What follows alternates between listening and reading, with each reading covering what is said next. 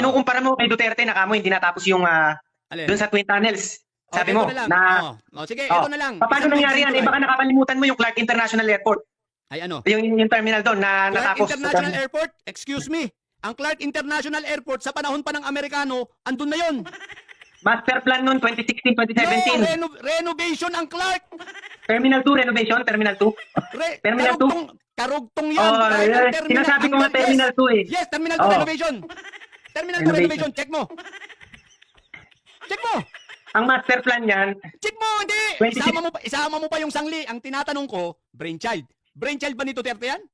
Hindi, una ko sinagot kanina yung nung pandemic yung mga built from scratch na mga hospital eh. Balik tayo. Naintindihan mo ang tanong ko, di ba dati? Naintindihan mo, brainchild, sinimulan tinapos. Brainchild ba ni Duterte yan, Clark? Brainchild ba ni Duterte yan, Clark? Yung Terminal 2 ang sinabi ko, yung tinutukoy ko in Terminal particular. 2, brainchild ni Duterte. Alam mo ba na ang Terminal 2 ay dati nang nandun yun? Alam mo ba na meron na yun doon dati pa? Sa Terminal 2? Natural, kaya nga tinawag na airport, paliparan eh. Alam nga namang airport, walang paano naging brainchild ni Duterte yan? Hindi naman automatic na yung original na kabuuan nung Clark ang sinasabi ko. Sinabi ko Terminal 2. Ang tanong kasi natin, linawin uli natin ang tanong. Brainchild, sinimulan, tinapos. Wala naman pinakamatalinong tao sa mundo na airport eh, magiging brainchild niya eh. Panahon pa ni Kopong-Kopong, lahat ng plano ng airport dyan sa kaliwat kanan meron eh. Sino? Brainchild, ibig sabihin, meron. Sample lang kita. Anong airport? Sige, anong airport? Yang MIA. NAIA Terminal 3. Kailan? Yung NAIA Terminal 3. Parehas din yun eh. Ano ba yung sinabi ko? Di ba? Terminal 2. Terminal 2 bago din yun. Ang Terminal 3 ay wala. Yan ay galing yan sa Villamor Air Force. Pero lupa lang yan. Wala yan. Walang airport yan. Yun ang ibig sabihin ng brainchild. Naisipan nila, teka, maglagay nga tayo ng Terminal 3 dito dahil ito bakanting lote. Bakanting lote. Pero unlike yung sinasabi mong Clark, hindi yun bakanting lote. Dati na yung meron. Ito eh, pinagtatalunan na naman natin yung mga ganyang pinagmumulan ng airport pero sinabi ko nga Terminal 2, nililinaw ko. Ikaw ang nagsimula eh. Magmumula tayo sa pangatlo. O sa pangatlo na tayo para hindi tayo ng oras sige, ano diba meron pang isa yun? O yung Davao City, yung Coastal Road. Yan na nga, Coastal Road kailan natapos yan? Hindi, iba yung Twin Tunnel, iba yung Twin Tunnel sa Coastal Road. Kailan natapos ang Coastal Road? Kailan natapos yung may Riverside? Basta nilaunch yun 2017. Anong 2017 natapos? Kakatapos lang ng Riverside niya ng 2023. Hindi ko sinabing natapos, sabi ko nilaunch. Mahina yata boses ko eh. Nilaunch ng 2017. Around 2017. Hindi ni-launch. Ano pala? Tawag doon, groundbreaking. Dinago mo lang eh. Iba yung launching. Magkaiba yun. Kahit tingnan mo sa dictionary, magkaiba ang launching. Kanya-kanyang interpretation na yan. Pag launching, hindi yan ginagamit sa mga project. Ang mga launching, ginagamit yan sa mga events. Hindi naman event yung launching, groundbreaking, ibig sabihin na, tsaka yung launching project yun. Buo na yun, ibig ko sabihin mapapakinabangan. Yan ay groundbreaking, ibig sabihin. Pero yung sa una ko sinabi, wala ka masabi dun sa... Alin, ako wala masabi. Yung sa mga hospital nung pandemic, yung COVID, yung built from scratch na hospital. Anong hospital ang natapos ni Duterte? Ako, napakarami nun. Built from scratch nga yung mga hospital nun. Magbigay ka ng isang hospital. Hindi mo ba alam yun? Hindi mo ba nabalitaan yun ng COVID yung mga pinatayong kung saan? Hindi hospital ang tawag doon. Ano pala tawag doon? Hospital. Hindi, sa madaling salita, hospital. Hindi nga hospital yun, clinic yun. Ang tawag doon ay COVID Care Center, clinic yun ay mga cubicle, hindi hospital yun. Pinagaganda mo lang yung mga technical terms para sa mga viewer. Huwag mo pagandahin masyado. Pag sinabing hospital, may bed, may ward, may bed doon, may ward din doon, may amenities din doon. May sino nagsabing wala? May emergency room. Wala. Doon nga sinusugod yung mga sinususpetsang may COVID nun eh. Doon sila ina-isolate pa. Ikulong sa kwarto para hindi makalabas. Ang tanong ko, meron barong hospital yun? Meron barong emergency room? Parang mini hospital na yun. Parang ganun ang dating doon. Hindi mo lang inextra. Quarantine area yan, quarantine clinic. Pagbigyan natin, sige. For the sake of the argument, sige.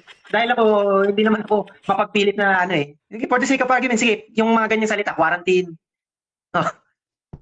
Ngayon, anong susunod pang ano? Tapusin na natin yung build na yan kasi marami pang ibang argumento eh. Paano mo, isipin mo, paano ako makikipag-debate sa isipin mo? Kasi ang binobottom line mong pilit na itong si Duterte parang inutil na hindi niya nagamit yung trillion kamo. Mo muna sa akin, paano naging hospital ang COVID center? Sa madaling salita, sabi ko, para lang maintindihan ng mga viewers. No, hindi siya. In layman's term. In layman's term, COVID center ang tawag doon. Center, magkaiba ang center sa hospital. Ang center ay parang clinic. Para nga maintindihan din ng mga taga-probinsya, hindi na natin kailangan na eksakto yung term. O sige, para ikaw na nasa O sige, punto sa ano mga pa? ganyan. Sinasabi mo, bypass road. Okay, sinimulan kailan? Coastal, 2017? coastal road. Oh, Magkaiba sa coastal road. bypass ng coastal. 2017. Oo, alam ko, yung may riverside yan, yung may riverside. Okay, ang tanong ko, kailan natapos? Kailan nga ba natapos? Research mo. Ewan ko Dahil sa'yo. ikaw ang nagtatanong. Ako sinimulan yan 2017. Wala na. Paano tayo magdidebate? Ang tanong ko lagi sa'yo, sinimulan, tinapos. Ang gusto mo, at sasagutin mo lang, sinimulan. Paano yung natapos? May natapos dun. May natapos dun. Ano nga? Kailan nga? 2017 nga sinimulan, natapos yun, yung exact date, yung month. Hindi ko na matanda yung exact month, pero nung panahon niya yan sinimulan. Yan ang, ano ko, Next! paninindigan ko yan. Wala na. Isipin mo, paano pa makikipagdebate sa'yo? Wala akong gana makipagdebate. Isipin mo, ang tawag mo sa COVID center, hospital. Tapos, tapos tinatanong kita, nagbanggit ka na naman ng Coastal Road. Tapos, 27, sabi mo, inilaunch. Hindi, yung coastal road, natural yan na may delay. Ha? Kung natapos yan sa term ng sumunod na presidente, natural lang yun. Tinatanong ko, paano naging natural? Hindi natural yun. Paano mo Paano hindi natural eh? Okay. Kung presidente ka, lahat ng infrastructure ba matatapos? Ang tanong ko, kasi mahirap ito itanong sa'yo dahil ito ay ano. Okay. Oh. Kapag ang isang project ba nagplano, alam mo yung planning, alam mo ang Natural. budgeting, Oh. alam mo ang Oh. budgeting. Okay? Oh. So pag ang budgeting, alam mo ba kung paano tumatakbo ang budget at pag-aalat ng pera sa mga project, di ba? Sige nga, Alam ko, paliwanag mo nga sa akin kung galing sa Sa, executive. sa usaping negosyo, kasi may mga proyekto din, halimbawa sa mga events. Hindi, wag Yung na muna sa nag-aandal na- gobyerno tayo eh. Sa gobyerno. Paano Sa gobyerno, hindi ako taong gobyerno, so hindi ko alam yung pinaka-blueprint Hindi na rin ako exacto taong, yan. hindi rin ako taong gobyerno eh. Pareho lang tayo, hindi ako taong gobyerno eh. O pero sa pagbabudget nga, meron muna yung plano talaga. Ganun naman talaga pinaka-basic. Plano, May proposal. okay, plano, proposal, basic, oh. okay, proposal, basic, oh. okay, proposal. Oh. May timeline, Hmm. may tinatawag ba timeline? Meron siyempre. Nakalagay Ano ang dapat doon timeline? ang Ano ang nakalagay na timeline dapat? estimated completion rate, yun, yung target date kung kailan mo Yun. balak pabuksan. Target date. But it will vary depending on circumstances. Hindi naman automatic masusunod yun eh. Kasi nga minsan may delay. Minsan may problema din sa May delay. bureaucracy. Anong bureaucracy? Paano Bureaucracy yun. Ibig sabihin yung kabagalan ng pag-usad ng mga proseso sa budget din sa gobyerno. Acceptable yun? Acceptable yun? Acceptable sa kahit sinong presidente, oo. Acceptable yun. Hindi nawawala acceptable yun. Hindi acceptable yun. Kaya yan ay may ADBM timeline. wala. ADBM walang kabagalan. O sige, magsabi ka. Alin? Ay, pero bago Bakit tayo kailangan, pumunta, bakit bago tayo kailangan, pumunta, teka lang. Sige, Tapusin sige, muna sige. natin itong usapin nito. Sige, Sabi mo, sige. acceptable. Alam mo ba yung timeline na yun, kanino ibinibigay yun? Sa kontraktor. Tama, sa kontraktor. Kaya nga may timeline eh. Hindi sigurado dahil hindi ako taong gobyerno eh. For the sake of Huwag argument. na tayo magdebate dyan. Hindi pwedeng for the sake of Hindi, may arguments. contractor ka nang nalalaman. Hindi pa naman ako nakatanggap ng ano sa DPWET. Hindi naman ako nakatanggap ng balita. Bakit ka nagsasabi ng mga bagay-bagay na wala ka palang alam? Sinabi ko lang, meron talagang... Gusto mo makipagdebate tapos wala kang alam. Sinabi ko lang, hindi maiwasan yung may delay talaga sa budget. Hindi maiwasan yan. Sino Hindi nga may perfecto? budget na nga, project na nga yan. Ngayon sabi ko sa Sige, iyo may sige. timeline. Ang sabi mo acceptable. Ang sabi mo maliwanag, acceptable na ma-delay ng ma-delay. Ang sabi ko hindi acceptable yan. Kuminsan. Hindi lagi. May sinabi ba kung lahat ng proyekto kailangan ma-delay? Wala ko sinabing ganun. Minsan sabi mo acceptable yan. Okay. Simple yan na lang. Simple yan na. Bawat salita may kulang na ano eh. Isipin mo timeline. Nagsalita ka, sabi mo alam ang timeline, tapos acceptable na ma-delay sa timeline. Alam mo ba kung sino ang gumagawa dyan sa timeline na yan? Alam mo ba kung sino ang tumatrabaho? Basta alam ko may alam ang presidente dyan. May kinalaman yan, alam niya yan. Ibig sabihin, alam ni Duterte. Alam ni Duterte. Pero yung mga nasa ibaba niya, hindi na niya mapeperfecto yung mga opisyal dun kung may kabagalan yung mga yun. Alam mo ba ang tinatawag na na accountability rito, itong anong tawag dito? Na accountable si Duterte dahil tao niya yan. Natural. Pero hindi nga niya talagang makikita 100% yan yung performance ng mga nasa ibaba. So ibig sabihin, bulok si Duterte. Kung sabihin kong bulok ang administrasyon ngayon, tatanggapin mo din ba yun? Patunayan mo muna. Hindi ko mapapatunayan na 100% dahil ayokong kakasuhan ako ng libel. Ako, kaya kong patunayan na bulok si Duterte. Papatunayan ko pero ito, opinion ko lang Walang kasuhan dito Ba't sino Walang magkakaso sa'yo? opinion to Sino magkakaso sa'yo? Una pa lang yung negative rating. Negative 13 rating. Hindi ba isang ebidensya yan ng... Negative 13. Okay, negative 13 no. Alam mo ba kung paano nag-arrive sa negative 13? Alam mo ba kung paano kino-compute yan? Kailangan pa ba nating alamin kung paano kino-compute? Taong bayan na mismo ang tinatanong sa survey? Hindi! Para maintindihan mo, okay, paano kino-compute? Paano naging negative 13? Saan kinuha yan? Sige nga. Sa mga tao, sa survey, syempre. Anong survey? Paano nga? Ibig sabihin, yung negative 13 0 minus 13, ganon? Ay, hindi naman ganon. Wag mo kong gagawin ignorant sa math. Paano nag-arrive sa negative 13? Paano? Explain mo. Bigyan kita ng halimbawa, sa 100% Halimbawa, 40% doon, 40 ang sinabing maganda pamamalakad ni BBM, Ah. 60% doon ang sinabing pangit ang pamamalakad niya. Mm. O ngayon, itali mo yung 40% na yon, doon pagbabasihan kung ilan ng trust rating Paano ng nga? ni BBM. Paano nga? Paano nga? Paano I-compute nga? mo, yun nga yun eh. Binigay ko na yung formula sa'yo eh. Ano na ba? Wala na 40%. formula binibigay. O, 40. O, tapos, o sige, formula tayo. Okay. Ano ang given? Given ay 40. Ano ang 40? Yung mga hindi sangayon na maganda ang pamamalakad. Okay. Yan ang given na 40, hindi sang-ayon. Tapos, anong kasunod sa formula? Ay, hindi, baliktad. 40% yung nagagandahan sila sa pamamalakad. 40% ang nagagandahan. Okay. 40% ang nagagandahan. 60% yung hindi. 50% ang hindi. O, so, may 60, 40 na given. 60. Okay, may 40 na given na nagagandahan, may 60% na hindi nagagandahan. So, dalawa ang given. Okay, next, ano pa ang formula? O yan ang pagbabasihan doon. Ano ang equation? Paano ang equation? Para naman teacher to sa sa algebra. Sinabi ko na lang yun yung pagbabasihan doon. Malinaw na yun. Hindi naman Anong tito? Andiyan ka pa ba, Article PH? Baka pwede ikaw na lang umakyat dito. At ikaw Hindi, huwag tayo mapapakit tayo. Maganda na yung flow ng talakayan. Maganda na eh. Malabo na pati ako. Hindi malabo. Naintindihan natin to. Basta bottom line, negative 13 is negative 13. Bottom line. Paano ka nga nag-arrive sa negative 13? Kailangan explain mo kasi nagbabanggit ka ng negative 13 pero hindi mo alam kung paano nag-arrive sa negative 13. O kung mayabang ka, sige, ikaw magsabi. O kung mayabang ka, ikaw magsabi. Hindi. Bakit ko sasabihin sa'yo? Ikaw ang nagsabi Kasi, na sasabihin kita, bakit mo sasabihin sa akin? Kasi ang context natin, para mapatunayan mo na yung negative 13 ni BBM, hindi yung kakulelatan. Kaya patunayan mo hindi kulelatan negative 13. Ang tinatanong ko sa'yo, paano ka nag-arrive ng negative 13? Kasi sinabi mo negative 13. Ngayon, nagbabasihan nga doon yung survey. So, hindi mo naiintindihan kung ano ang ibig sabihin ng negative 13 sa survey. Natural, alam ko, negative 13 nga. Pagsak na eh, negative na. Paano ka nag-arrive? Paano nag-arrive sa negative 13 kung alam mo? Sige. Ikaw na nga magsabi dahil magaling ka naman. Pero ang sinasabi ko, tinutumbok ko dito, negative 13 is nagpapakita ng hindi magandang performance. Kaya nga yun ang responde ng taong bayan. Hindi pa ba tumbok yun? Bottom line na nga yun eh. Pinapasimple na nga natin para maintindihan. Hindi naman magagaling ka lahat ng math. Tinatanong ko sa'yo, negative 13. Okay. Hindi mo ma-explain sa akin kung paano nag-arrive ang negative 13. Hindi ko tinatanong kung yun ang tingin o kung ano paman. Simple ang tinatanong ko. Kasi nagsabi ka ng negative 13, ibig sabihin, alam mo kung paano ito kinukuha, paano ito kinukompute. Kasi nagpo-political analyst ka eh. Di ba? Nagko-content ka, political analyst ka. Ang kinukontent mo about sa mga politika. Tapos magsasalita ka ng negative 13 pero hindi mo naman pala alam kung ano ang formula ng negative 13. Kung paano iniintay ko rin sa'yo manggaling para alam ko kung alam mo eh. Pero ayaw mo sabihin. Okay, sasabihin ko sa'yo, i-minus mo. I-minus mo yung dissatisfaction doon sa satisfaction rating. I-minus mo. Kasi nandito na sa comment section, nabasa mo na. Wala nga, lit lang ah. Lit nga lang ng cellphone ko, hindi ko mabasa yan. Hindi ko nga mabasa eh. Sige. Naka-cellphone lang ako, hindi ako naka-laptop po yan. Di ba? Ngayon, alam mo na. Paano? Hindi ko alam. Hindi ko sinabing alam kung iniintay ko sa'yo manggaling. Hindi mo kailangan alam kung ano. Magtatanong ba ako sa'yo, magsasalita ka. Tapos Huwag na natin pagtalunan. Sige, mag-proceed ka sa ibang ikaw naman ang nagsabi niyan eh. Sige, ito na lang. Bigyan mo nga ako. Sige. Bigyan mo nga ako ng pabahay ni Duterte na nagawa niya. Nako, ang dami din. Hindi na natin kailangan ito. Ang daming housing project ng panahon niya. Sige, magbigay ka ng isa.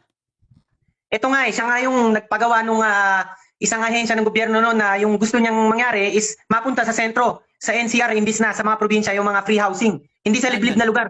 Saan yan? Sinasabi ko nagpagawa siya ng ahensya, yung talagang mamahala sa mga public housing. Agency ng government. Alin dun? Siya ang nagtayo? Parang ganoon. Siya ang nagtayo? Siya ang nag-institute, siya ang nagpatupad noon. Yung panahon niya. Ano panahon Kasi niya? bago nung panahon niya, yung mga free housing nasa mga malalayong lugar, sa Rizal, yung mga probinsya na malayo sa Maynila. Malayo. Sinasabi mo, pag-ibig ba? Ay, hindi, luma na yan, hindi yan. Ito, i-search natin. Gusto mo eksakto ha? I-search natin ha? Ito, gusto mo eksakto, i-search natin ha? Papahiya mo ko kung hindi to. Teka lang, lilinawin, wag mo na i-check. Meron tayong etsud, merong disud, okay? Hindi. Tayo niyan. Okay, sige. Sige. Hindi yan. Pahiya mo ko kung hindi ano to. Hindi to galing sa kanya. Kausapin na kasi ang layo ng sagot mo sa tanong. Department of Human Settlement and Urban Development, DHSUD. Kaya nga, disud nga yan, DHSUD. O, kailan itinayo yan? Pinirmahan niya yan, 2019. Anong 2019? Alam mo ba na ang DHSUD naging ano pa yan si Binay, naging hinandle pa yan ni itong broadcaster si Kabayan, Oli de Castro. Si Duterte ang nag-establish yan, siya nga pumirma dyan eh, executive order eh.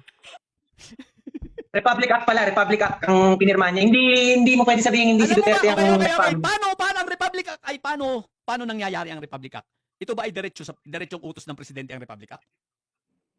Siyempre may proseso Ito, din wala yan. Hindi tayo. naman Kaya lahat nga, instantly pwedeng ipatupad. Ang sabi mo, Oh. Republic Act. Ano yan? Republic Act ano yan? 11201. Republic Act 11201. 11201. Sino Oh. sino ang sponsor ng RA 1110 ano? 21? Ano? 1101? 11201. Okay. 11201. Sino ang sponsor ng 11201?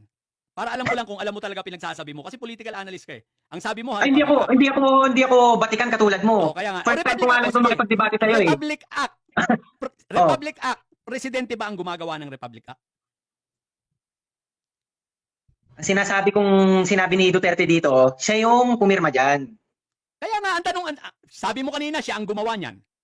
Tapos sinabi mo, Republic Act. Ang tanong ko ngayon, siya ba ang gumawa niyan? Sabi mo, di ba, siya ang gumawa.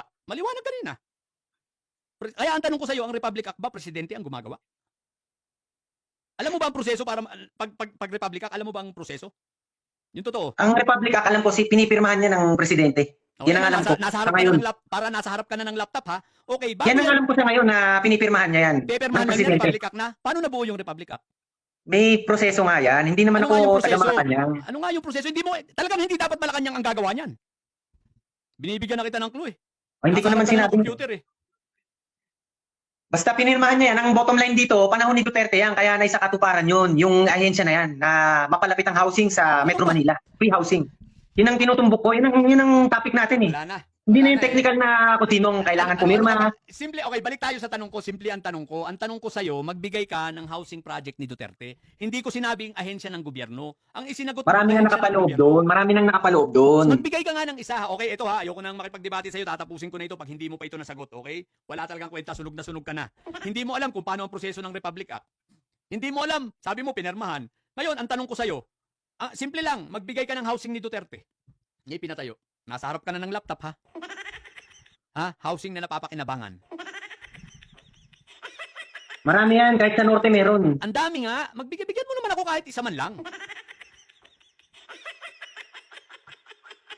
Doon sa Nueva Ecija, meron akong natatandaan doon. Hindi ko sure yung exact location. Nueva Ecija. Doon sa may palayan. Oo, pala. Oo, meron doon. Parang yung Nagtatanong ka housing- ng isa, di ba? Oo. Oo. Meron doon Sige, sa palayan, sige, sa Nueva Ecija. Oh, Oo. Sando, sige nga, pakita mo nga sa akin. Palayan, Nueva Ecija. Palayan nga eh. Hindi naman ako taga Nueva Ecija eh. Basta yun ang natatandaan ko. Top knowledge nga eh. Palayan. Oh, Search Nueva mo. Ecija, Nueva Hmm. Ecija. Kasi ang housing sa Palayan ngayon, yung kay PBBM, yung mga condominium doon. Hindi. Merong naipatupad doon sa minanage nung nung DHS, nung settlements. Oh, ayan ha. Ito ha. In November 2016, former President Rodrigo Duterte inaugurated the 10-hectare mega drug abuse treatment, hindi housing. Hindi. Ang sinasabi nga natin dito, yung housing na under doon sa human settlements, yung ahensya, hindi ko Wala nga sa I-search mo, Nueva i-search Ecija. mo. Wala nga, ikaw na mag-search, wala nga. Yung nandun drug eh. Sa Palayan, ang nagpatayo ng housing na natutuluyan na ngayon, condominium style ay si PBBM. Sa Palayan, kaka-turnover lang ngayong 2026. Kailan sinimulan ang construction? Alin? Sagutin mo. Kailan sinimulan ang construction? 2025. Turnover ng 2026.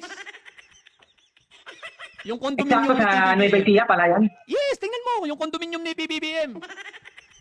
Pag hindi 2024, Napakaraming ipinatayo ni Duterte hanggang Mindanao, Visayas. Saan nga? Wala Luzon. kang maibigay kahit isa eh. Anyway, yun lang. Tama na. Kalukuhan na ito. Ibababa na kita. Tapos na ako sa'yo. Bye. Dek.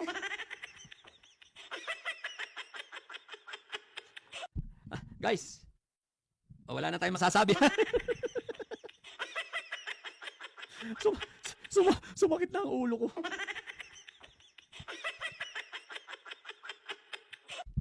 Di ba sumakit ang ulo?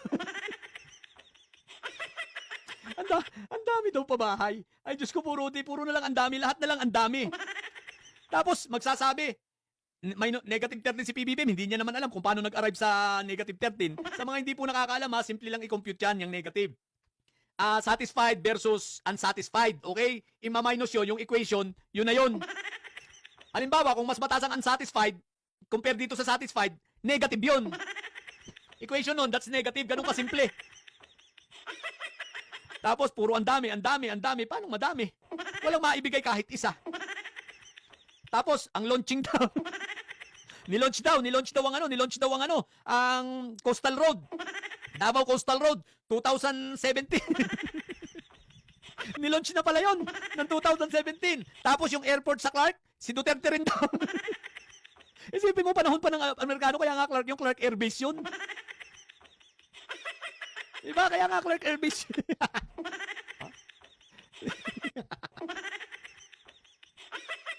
Ewan ko ba? Ang sakit ng ulo ko rito. Ano, papagbigyan nyo pa ba ito? Sabi ko sa inyo, hindi ko na dapat ito pagbibigyan, hindi ko na pag-aakit ito dahil wala rin naman. Ang ganda-ganda pa naman, malakas na yung signal niya. Tapos sabi niya, simulan daw uli yung aming usapan, di ba? Di sinimulan ko ulit ito sa sinabi niya, yung napag-iwanan natin. Ano ba yung naiwan natin? Itong Samal Bridge, tsaka itong tunnel, no? Yung bypass road, di ba? Siguro naisip niya, teka, sablay ako rito. Nag-isip ng iba. Ang dami na kung saan na tayo napunta. Anong klase debate ito? Nakarating tayo sa RA, nakarating tayo sa DSUD, di ba? At si Duterte daw ang gumawa ng DHSUD. Correct me if I'm wrong ha, pero sa natatanda ko kasi yung development na yan, housing na yan hinawakan nga ni Noli de Castro yan eh. Pag hindi ako nagkakamali ha. Kasi ang nangyari diyan, pinaltan lang nila ng pangalan. Hinawakan din yan ni Binay. Tapos may RA siyang nalalaman, hindi pala niya alam ang ibig sabihin ng RA, ng Republika, hindi niya alam kung paano ang proseso nito, kung paano ito ginagawa, di ba? Ang alam niya, basta pinirmahan ni Duterte, si Duterte na ang may gawa.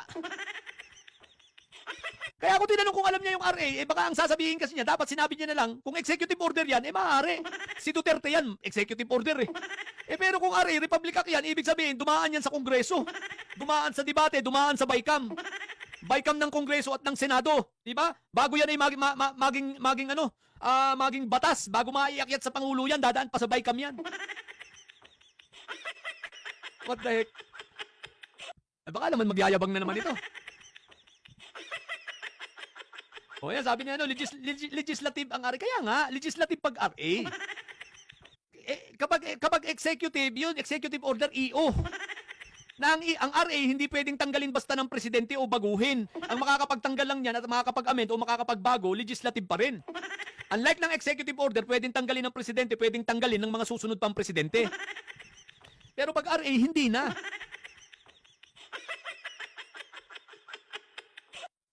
Ano sabi dito? Ano kamo tinapos ni BBM na sinimulan ni Duterte? Ang tanga mo naman. O ito, sasampulan lang kita ng isa ha, Pangil Bridge. Sinimulan ni Duterte yun. Si PBBM ang nagtapos. Palag pa. Palag-palag. Okay, guys. Nakakatuwa naman. Ano ka mo tinapos ni PBBM? Yun na nga. Pangil Bridge. Hindi tinapos ni Duterte yan. Ang nagtapos yan si PBBM. Di ba Pangil Bridge? Inaangkin pa ninyo. Tapos may nakalagay pa ron, donated by China. Di ba inaangkin ninyo yung Pangil Bridge? Nasabi nyo kay Duterte Project yun? Pero sino ang nag-inaugurate, di ba? Si PBBM. Kailan? Nung 2025? Simple lang ha, simple lang yun ha. Kaya wag na kayo magtanong dahil mapapahiya lang kayo. Diba? Mapapahiya lang kayo. Maniwala kayo. Okay. So yun na guys, salamat sa lahat ng mga umakyat ha. May mai-content na naman tayo. Content natin ng buo yung part na na-debate natin itong pinagbigyan natin itong si Tigasing Barbie. Sadyang bobo. Wala na, tama na yun. Okay, yun lang muna. Sa mga bobong didilis dyan nyo. Mga bobo tayo kayo. Natili kayo mga bobo at may side. Sapagkat ang may side, laging high blood. Kita-kits. Thank you very much guys. Bye.